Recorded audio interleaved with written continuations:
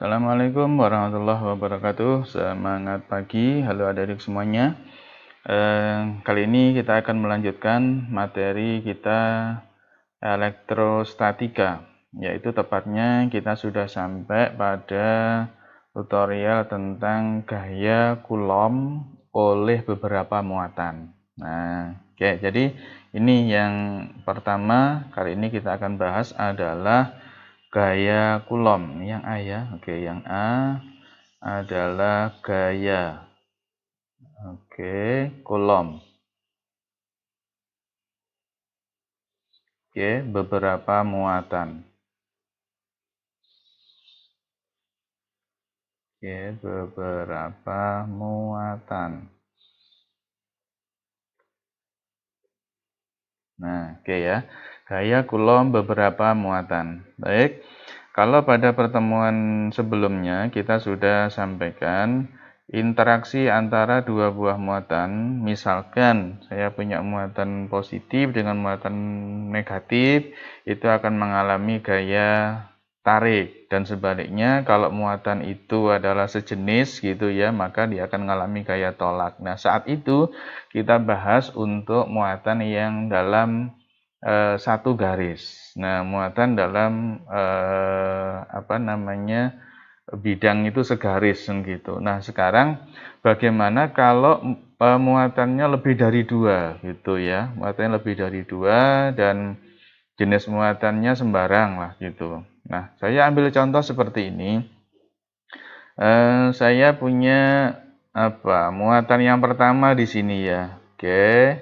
Nah, ini misalkan saya punya muatan positif. Nah, gitu.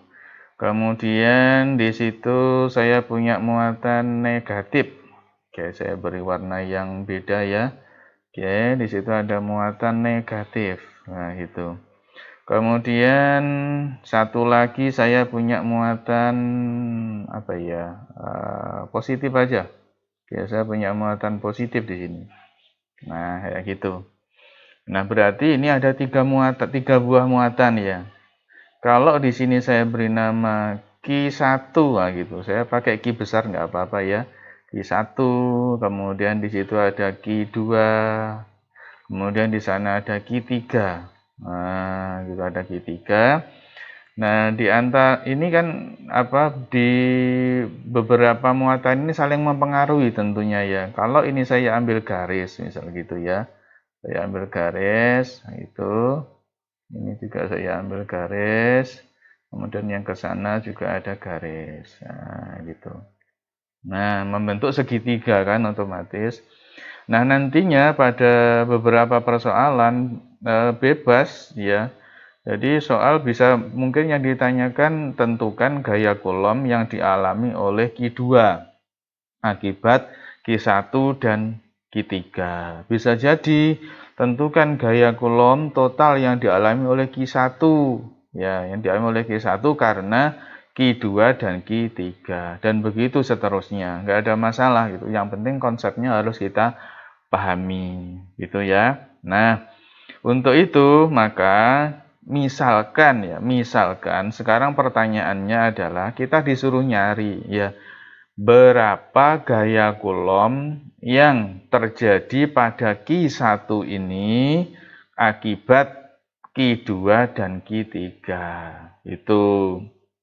Nah, sekarang kalau di sini saya misalkan berarti R-nya ya pakai R aja gitu ya, nggak usah pakai angka dulu ya. Berarti kalau jarak 1 dengan 2 kita beri nama R12. Jarak 1 dengan 3 berarti kita beri nama R13. Itu.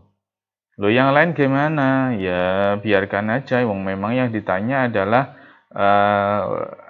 gaya total yang terjadi pada Q1. Ya yang lain biarkan gitu saja. Itu. Kalau nanti yang ditanya adalah pada Q2 berarti ya R21. Nah, gitu ya. R23. Dan begitu seterusnya.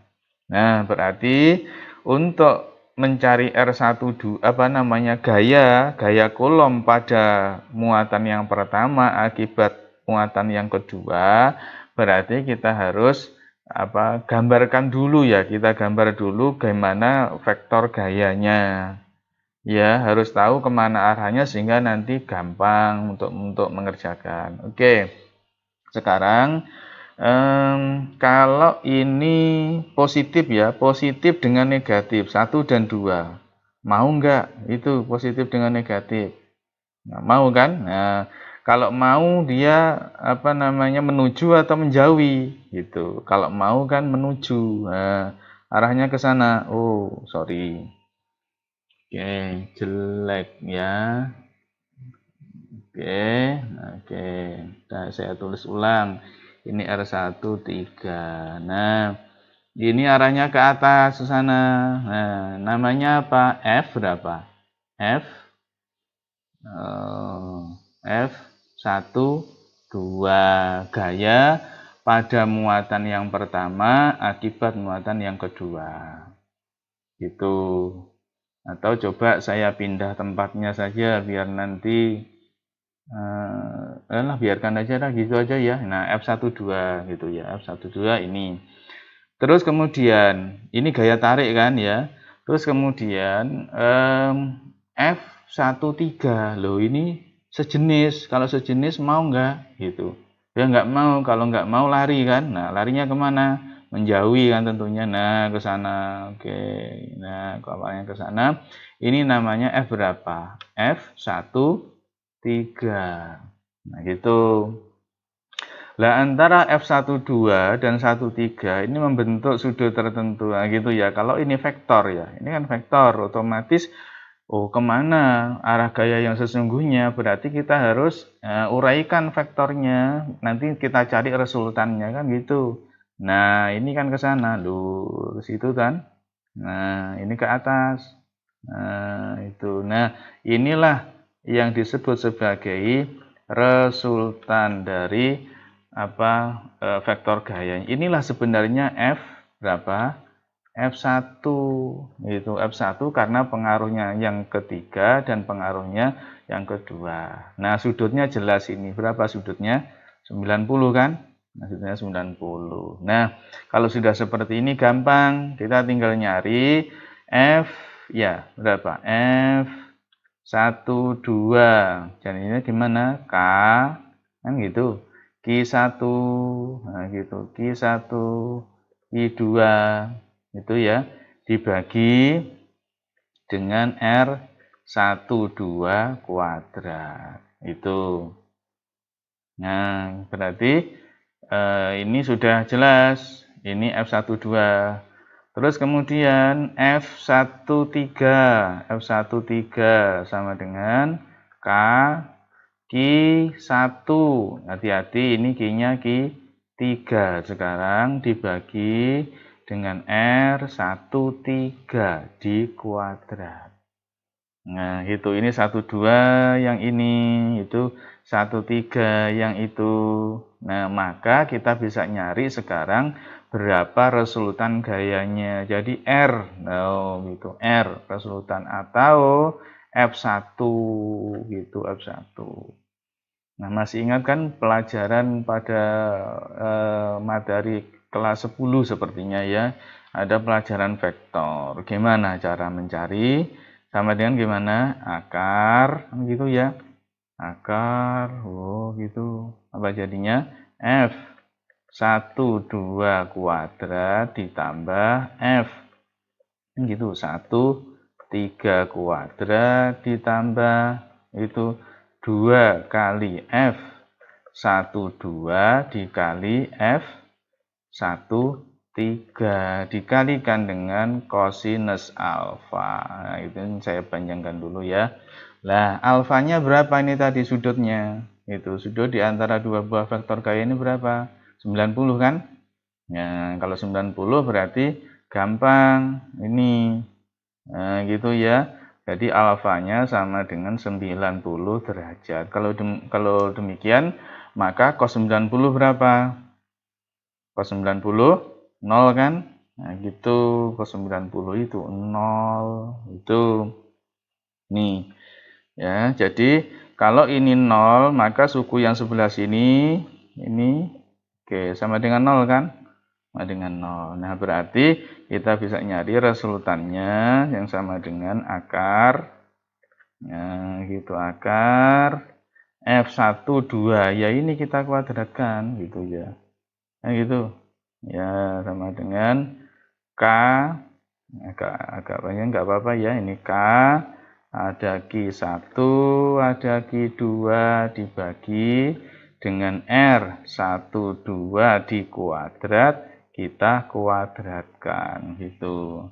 Ditambah, oh ini kurang panjang ya, oke, sampai sana, K, ya ada Q1, Q3 dibagi dengan R1, 3 dikuadrat, gitu, ini kuadrat ya. Oke, kita kuadratkan itu. Nah, ya ini nanti kalau nantinya dimunculkan angka-angka ya kita tinggal masukkan saja. Nah, inilah resultan gaya yang terjadi pada F1 itu. Nah, jadi mudah ini kalau membentuk segitiga. Nah, bagaimana kalau misalkan tidak segitiga, misalkan garis lurus itu, tapi muatannya lebih dari 2 itu. Oke.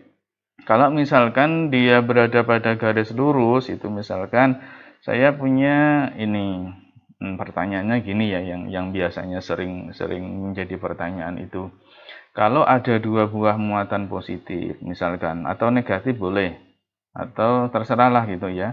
Ini positif, kemudian saya juga punya muatan positif. Nah, gitu.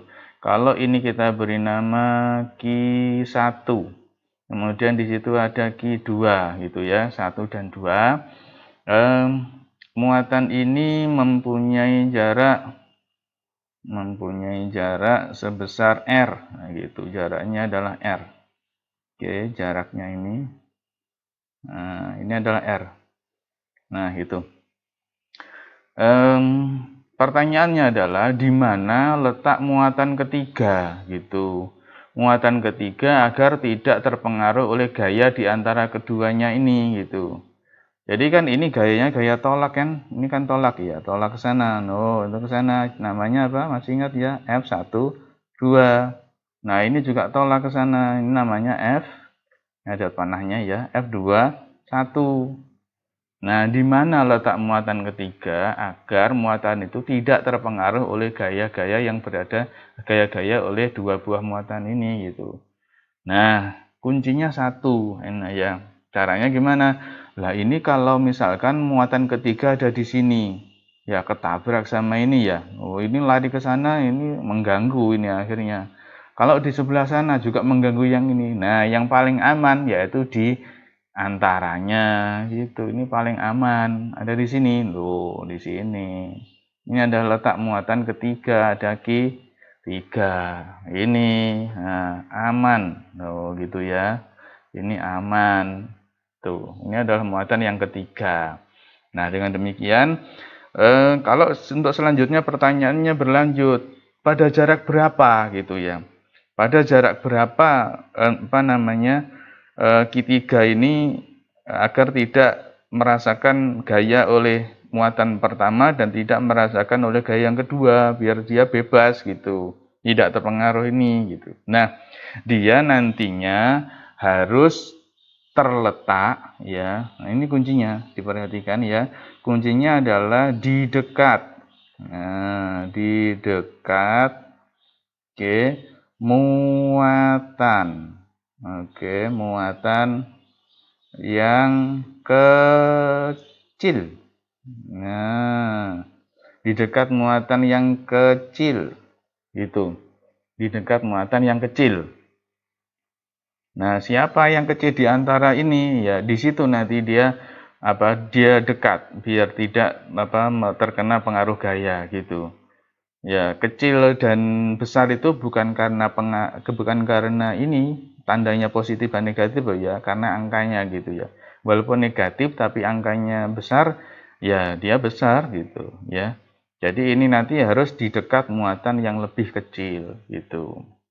Itu saja, gampang sebenarnya. Nah, bagaimana kalau misalkan muatannya tidak sejenis gitu. Misalkan saya punya muatan positif. Nah, kemudian saya juga punya muatan negatif. Nah, punya muatan negatif. Dan kita tahu antara positif dan negatif itu mau gitu. Nah, ini ke sana. Tarik kan, itu juga ke situ. Ini satu, sorry ya, ini ada Q satu, ini ada Q dua. Itu. Nah, yang ini namanya apa? Coba F1, 2. Yang ke sana namanya F2, 1. Nah, kalau seperti ini, di mana letak muatan ketiga agar muatan itu tidak merasakan gaya yang terjadi di antara dua muatan yang ada gitu. Mungkinkah di antaranya ini? Ya, jawabannya sudah tahu. Jelas tidak mungkin. Kenapa? Ganggu ini. Nah, ganggu di antara positif dan negatif itu, maka harus berada di luar sistem. Wah, di sana, di luar sana atau di luar situ. Nah, gitu. Pertanyaannya di sini atau di sana. Nah, itu jawabannya. Nah, biar aman. Nah, berikutnya adalah seperti halnya sebelumnya, maka dia harus di dekat muatan yang kecil. Gitu loh ya. Muatan yang kecil, bukan berarti minus itu kecil, bukan, sekali lagi, tapi angkanya dilihat nanti di soal itu. Nah, dia harus di dekat muatan yang kecil ini, di muatan yang kecil ini, tapi di luar sistem. Nah, itulah berbagai kasus yang sering terjadi untuk gaya kolom pada beberapa muatan. Nah, silakan dipelajari dan aplikasikan dalam contoh-contoh soal. Tetap semangat ya dalam belajar. Assalamualaikum warahmatullahi wabarakatuh.